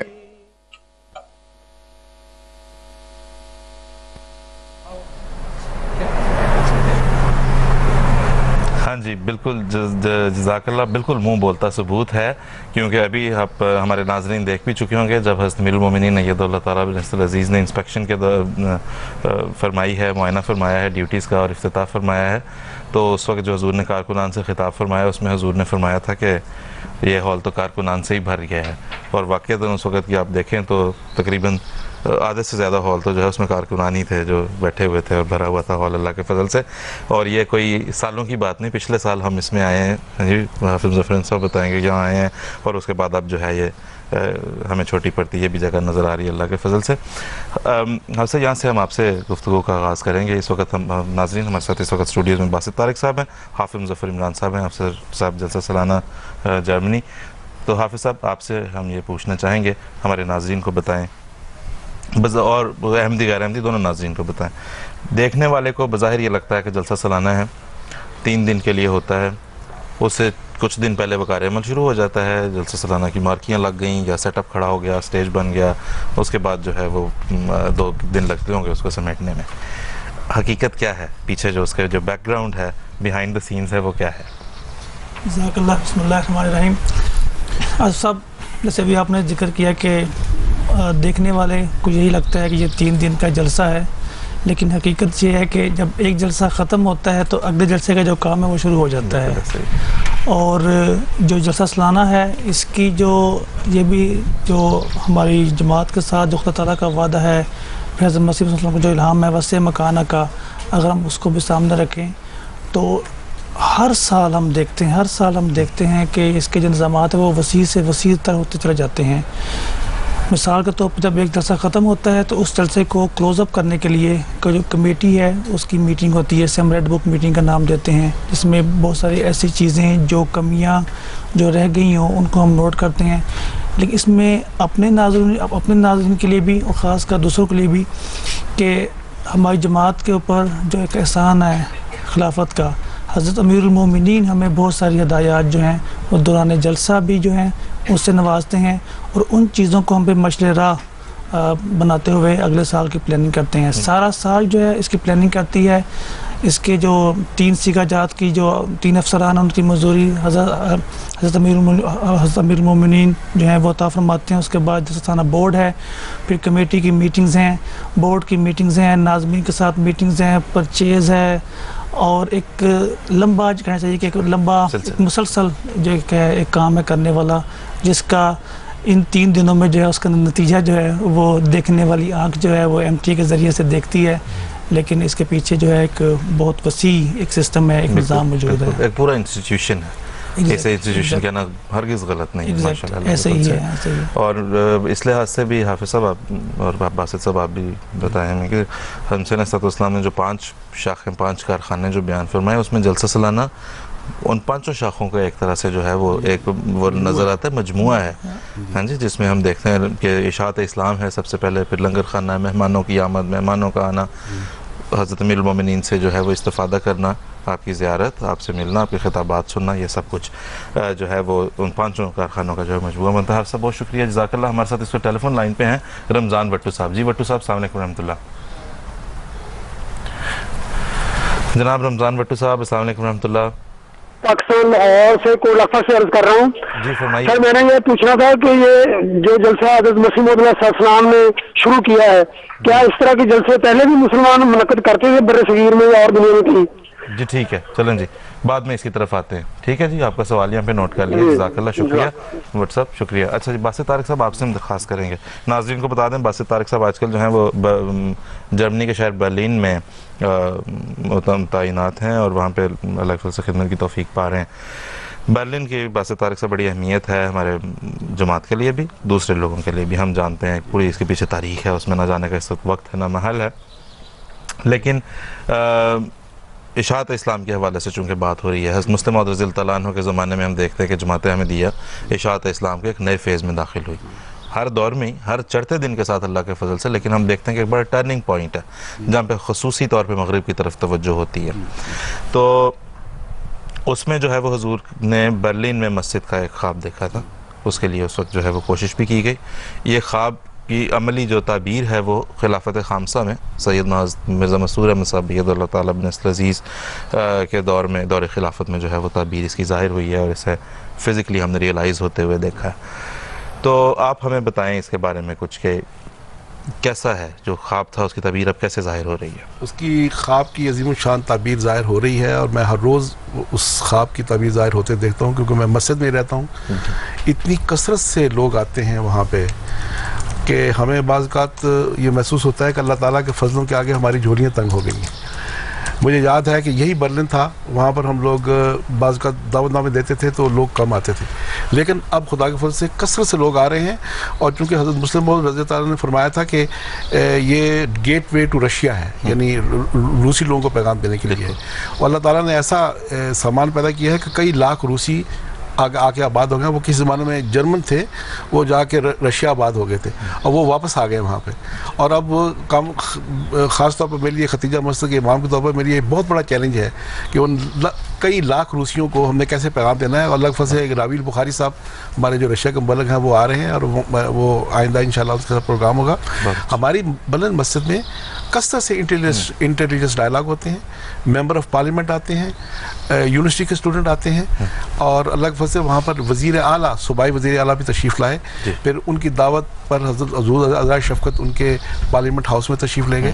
तो अल्लाह का बड़ा खुतबे में भी हुजूर ने बर्लिन के में तो बड़ी अच्छी हमारी वहाँ पर तलक़ात हैं अलग से। और मस्जिद की वजह से वहाँ इतनी हमारी जमात की मशहूरी हुई है कि एक जर्नलिस्ट ने मुझे कहा, क्योंकि मुखालफत हुई थी, तो जर्नलिस्ट ने मुझे कहा कि अगर तुम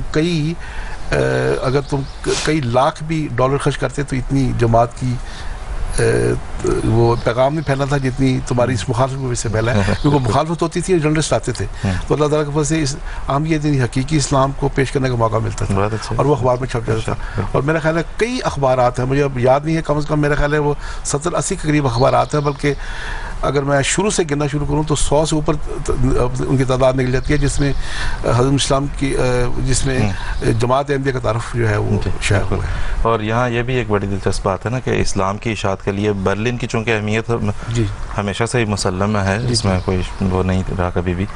तो दूसरे जो जमातें हैं या दूसरे मजहबी फ़िरके जो मुसलमान कहलाने वाले, उन्होंने कोशिश की हमेशा से कि बर्लिन में जो है वो या उसके ज़रिए जर्मनी या ईस्टर्न यूरोप को जो है पैगाम दिया, लेकिन अमलन हम देखते हैं कि ऐसा हो नहीं सका।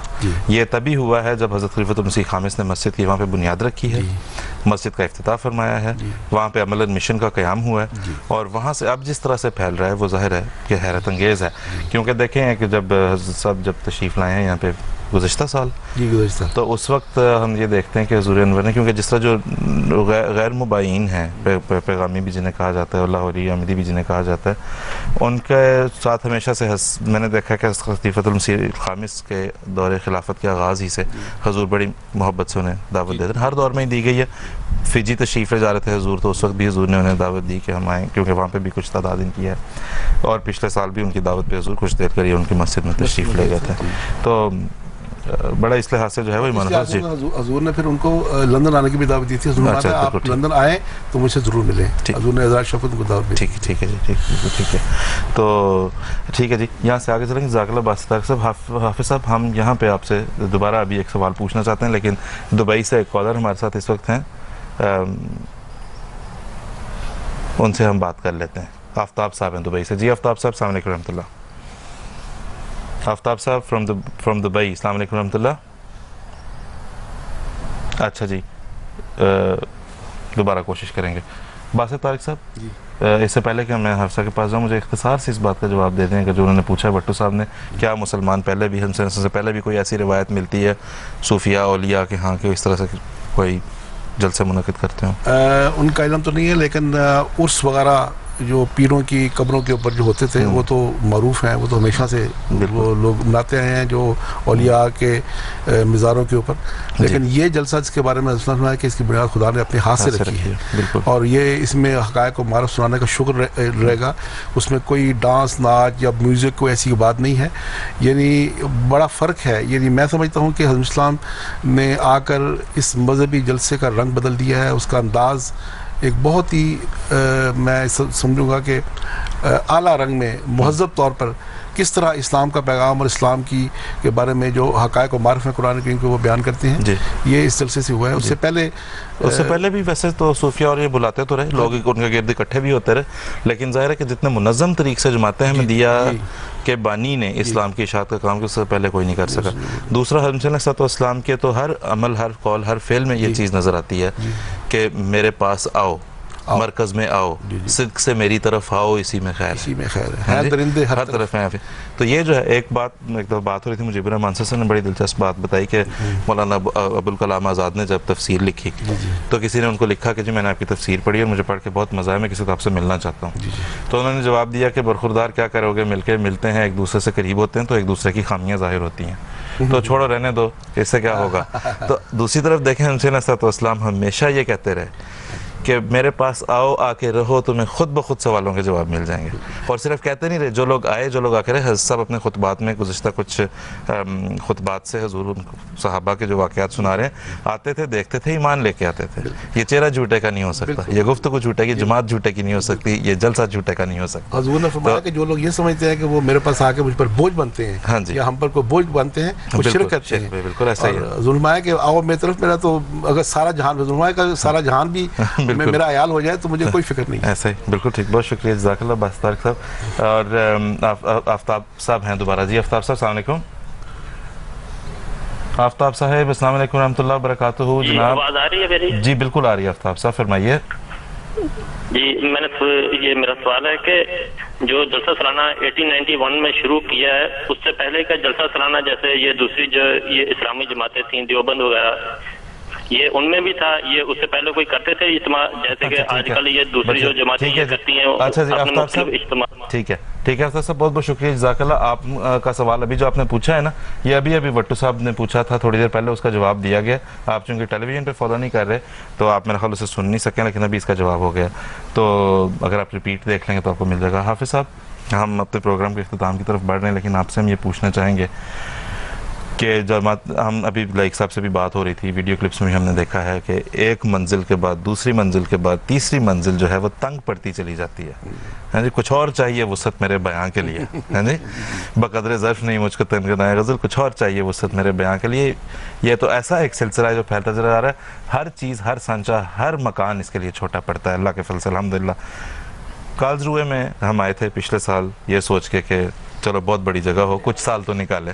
ہاں جی، تو ہمیں کچھ بتائیں وہاں سے یہاں پہ آنا، پھر یہاں پہ پچھلے سال ظاہر ہے پہلا تجربہ ہوگا یہاں کی مقامی انتظامیہ کا بھی کہ اتنے بڑے پیمانے پہ ایک جلسہ یہاں پہ ہوا ہے. کیسا رہا ان کا تجربہ، تاثرات ان کے کیسے ہیں، ہمیں بتائیں. سب جو ہمارا جمنی کا جلسہ ہے، اس کے مختلف پہلو ہیں جس کا ذکر کیا جا سکتا ہے کہ اس کی وسعت، اس کی یہ کتنا وسیع ہے.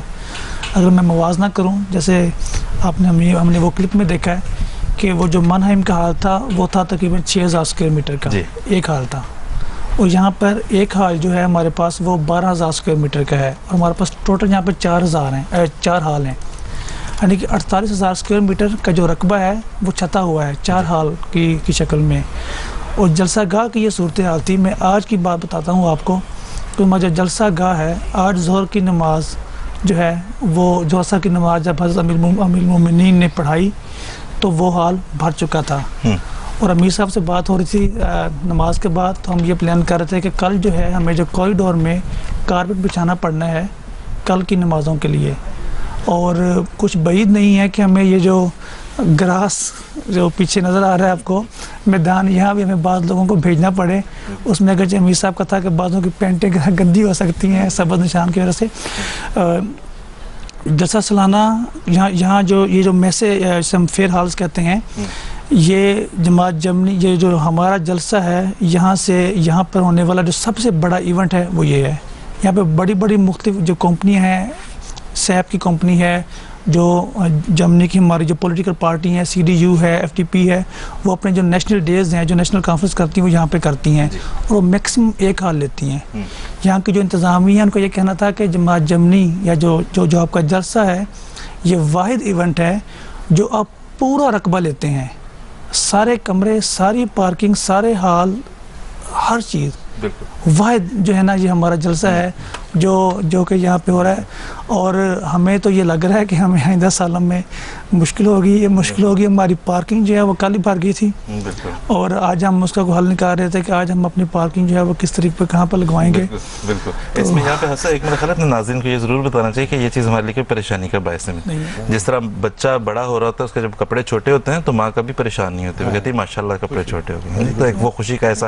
دوسرا جو آپ نے بات کی کہ وہ پتلون پہ ہرا رنگ گراس کا، تو ہم نے دیکھا یہ ہے کہ مسرور کرکٹ ٹورنامنٹ ہوا، کھیل کا ایک وہ ہے سلسلہ اس میں، لیکن وہاں پہ بھی نماز کا وقت جب آیا تو سب خدام نے جو ہے وہ گھٹنے اور سر جو ہے وہ جہاں ٹیک سکتے تھے گھاس پہ تھے، جہاں پہ ٹیکے لگتے تھے.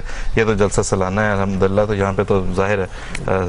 تو میں ایک بات ریکویسٹ کرنا چاہتا ہوں کہ جو وسع مکانہ کا جو الہام ہے یہ اصل میں جواب ہے مخالفین کی ان کوششوں کا کہ وہ احمدیت کو تباہ کرنا چاہتے تھے یا روکنا چاہتے تھے. تو خدا کی غیرت جو ہے وہ اس بات کو مسلسل ثابت کرتی چلی جا رہی ہے کہ تم جتنا مزید زور لگا لو جماعت احمدیہ نے ترقی کرنی ہے اور پھیلنا ہے. اسی یہ وسع مکانہ کا جو الہام ہے یہ ہر وقت پورا ہوتا رہے. بالکل ایسا ہی ہے، ہر سال پورا ہوتا رہے گا، ہر لمحہ پورا ہوتا رہے گا. بالکل ایسا ہی ہے، بالکل ایسا. بہت شکریہ، جزاک اللہ. آخری چند منٹ ہے باسط طارق صاحب، آپ سے ایک میں سوال میرا تھوڑا سا لمبا ہے لیکن جواب مختصر چاہیے ہوگا. وہ یہ ہے، بہت لمبا میں اس لیے کہہ رہا ہوں کہ اس میں لیکن مغربی جرمنی میں بھی آپ کو رہنے کا موقع ملا ہے، اور سابقہ مشرقی جرمنی میں جو تھا، اب جو کہ مغرب جو ظاہر جرمنی ہے مشترکہ، اس میں آپ رہ رہے ہیں. ایک خاص مزاج ہے اس قوم کا، سال ہر سال کی جو ہے وہ مختلف قسم کی صورتحال میں صورت، ایک سیاسی سماجی اپریشن رہا ہے وہاں پہ، اس کی وجہ سے خاص مزاج بن گیا ہوا ہے. وہاں پہ جب آپ اسلام کا پیغام دیتے ہیں تو وہاں پہ کیا چیلنجز آپ کو درپیش ہیں؟ اصل میں وہ لوگ بالکل ناواقف ہیں مذہب سے، اور ان کو بعض ABC سے بات شروع کرنی پڑتی ہے، لیکن ان میں سے بعض سعید فطر ایسے ہیں جو بڑے غور سے سنتے ہیں، ان کے اندر ایک تجسس ہے اور ایک احساس ہے. لیکن عمومی طور پر اسلام کی جو شکل اس وقت میڈیا میں بن رہی ہے اس پر وہ بعض اوقات اسلام کی بات سن کر ایگریسو ہو جاتے ہیں. میں آپ کو ایک چھوٹی سی ایک واقعہ بتاتا ہوں کہ میں DDR کے شہر میں گیا تو وہاں پر میرا لیکچر تھا اسلام کے اوپر، میرے ساتھ اور بھی تھے. وہ مشرقی جرمنی کا ایک بہت ہی دور کا ایک شہر تھا جس میں بہت زیادہ وہ لوگ ہیں متعصب قسم کے. جب لیکچر ہوا اس کے بعد انہوں نے کہا جی کویسچن آنسر ہوگا، تو وہ مجھے ایک ہال میں لے گئے. اب یقین جانے کہ ہال میں کویسچن آنسر شروع ہوا، کرسیاں ختم ہو گئی، لوگ کھڑکیوں کے اوپر بیٹھ گئے اور کویسچن ختم نہیں ہو رہے تھے. میں جواب دیتے جا رہا تھا، کویسچن ہو رہے تھے، حتیٰ کہ اس رات کے غالباً کافی لیٹ ہو گیا تو وہ بار بار میرے پاس آتا تھا کہ اب آپ ختم کریں. لوگ سوال سے ختم نہیں ہو رہے تھے. میں نے پھر ان کو اپنا وزٹنگ کارڈ سب کو دیا، اپنا ایڈریس دیا. میں نے کہا آپ مجھے ای میل پر سوال دیں. جب تجسس پیدا ہوتا ہے ان لوگوں میں ایک تجسس ہے، وہ جاننا چاہتے ہیں. لیکن میں نے دیکھا ہے کہ مشرقی جرمنی کے لوگ مزاجن جو ہے وہ کسی حد تک غریب مزاج ہیں، سادے ہیں، ان کی فیملی سسٹم بھی بہتر ہے یہاں سے. یہاں پر ہماری اشتہار بازی اور بہت زیادہ ہے، وہاں اتنی نہیں ہے. لیکن اب کچھ معاملہ جو ہے نا، میں نے دیکھا ہے کہ یہ میں شروع کی بات کر رہا ہوں جب دیوار گری ہے، اب معاملہ کچھ تھوڑا سا بدل گیا ہے. اب وہ لوگ محسوس کرتے ہیں کہ ہمیں بعض سہولتوں سے محروم رکھا جا رہا ہے. ان کی ڈیلی ویجز بھی کم ہیں، نسبتاً تنخواہیں بھی کم ہیں، تو وہ کہتے ہیں کہ ہمارے ساتھ جو ہے نا وہ زیادتی ہو رہی ہے. اس لحاظ سے وہ بعض اوقات ان کا مزاج ایک بن گیا ہے تھوڑا سا چکوے کا. لیکن جہاں تک اسلام کا تعلق ہے ان میں ایک تجسس ہے اور وہ جاننا چاہتے ہیں. یہ میرا ذاتی تجربہ ہے، مجھے بہت سارے مشرقی جرمنی کے شہروں میں جا کر لیکچر دینے کا موقع ملا ہے. بہت شکریہ باسط طارق صاحب، جزاک اللہ. اور ناظرین اس کے ساتھ ہمارا پروگرام جو ہے وہ اب اپنے اختتام کو پہنچا ہے، لیکن جلسہ سالانہ جرمنی جاری ہے. 37واں جلسہ سالانہ جرمنی جاری ہے. اس کے بعد ابھی جب یہ پروگرام ختم ہوگا تو آپ دیکھ سکیں گے اور ملاحظہ کر سکیں گے اور سن سکیں گے سیدنا امام جماعت احمدیہ عالمگیر امیر المومنین ایدہ اللہ تعالیٰ بنصر العزیز کا خطاب، جو کہ حضور انور زیر تبلیغ جرمن مہمانوں سے ارشاد فرمائیں گے. اس کے علاوہ آج پھر اور بھی سیشنز ہیں، ان کی تقاریر ہیں. کل اللہ کے فضل سے حضرت اقدس امیر المومنین ایدہ اللہ تعالیٰ بنصر العزیز کا خطاب دوبارہ ہمیں سننے کا موقع ملے گا. احمدی تو دیکھتے ہی ہیں، انہیں تو یہ کہنے کی ضرورت نہیں ہے. احمدی تو they make it a point کہ جی انہیں کام سے ٹائم آف لینا پڑے، جو بھی کرنا پڑے. آ سکیں تو آتے ہیں، بڑے شوق سے آتے ہیں. اس پہ بھی ہم سن کے ہٹیں کہ لوگ اعتراض بھی کرتے ہیں کہ جی باہر چلے کیوں جاتے ہیں. اپنے امام کی محبت میں آتے ہیں، اطاعت میں آتے ہیں، جلسے پہ آ سکتے ہیں آتے ہیں. دوسرا یہ کہ جہاں پہ بھی ہوں، اپنے گھروں میں ہوں، ٹی وی پہ ضرور دیکھتے ہیں. غیر جماعت ناظرین سے ہم کہیں گے کہ آپ کو شاید جماعت احمدیہ سے کوئی جذباتی وابستگی تو نہ ہو، شاید کوئی روحانی وابستگی تو نہ ہو، لیکن دیکھیں تو صحیح، ان لوگوں کو دیکھیں تو صحیح جنہیں اپنے امام سے گہری روحانی، گہری جذباتی اور شدید محبت ہے اور بے لوث محبت ہے، اس لیے کہ اس امام کو اپنی جماعت سے بڑی شدید محبت ہے. اور یہ محبت کا سلسلہ جو ہے یہ در حقیقت حضرت اقدس محمد مصطفیٰ صلی اللہ علیہ وسلم کی محبت کا سلسلہ ہے.